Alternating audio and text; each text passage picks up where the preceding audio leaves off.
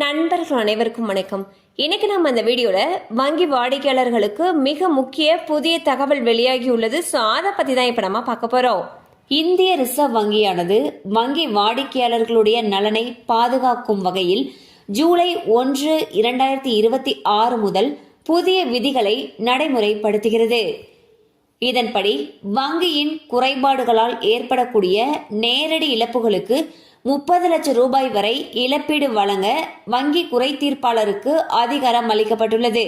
மேலும் புகார்தாரருக்கு ஏற்படும் மன உளைச்சல் மற்றும் நேர விரயத்திற்காக கூடுதலாக 3 லட்சம் ரூபாய் வரை இழப்பீடு பெறவும் இந்த புதிய விதிகள் வழிவகை செய்கின்றன. வாடிக்கையாளர்களுடைய புகார்களை விரைவாகவும் துல்லியமாகவும் பரிசீலிக்க மத்திய ரசீது மற்றும் செயலாக்க மையம் நிறுவப்பட உள்ளது.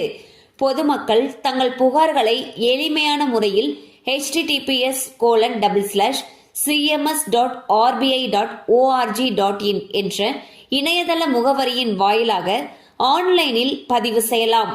வங்கியில் சேவையில் வெளிப்படை தன்மையையும் பொறுப்புணர்வையும் அதிகரிக்க இந்த நடவடிக்கை எடுக்கப்பட்டுள்ளது.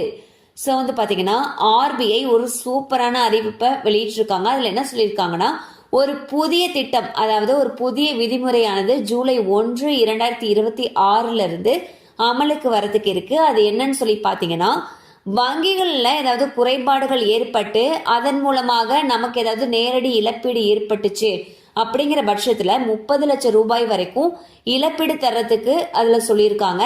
அது மட்டும் இல்லாம நம்மளுடைய மன உளைச்சல் மற்றும் நேர வீணாக்கத்திற்கு ஈடு செய்யும் வகையில் மேலும் கூடுதலாக 3 லட்சம் ரூபாய் வரைக்கும் தரத்துக்கு சொல்லியிருக்காங்க.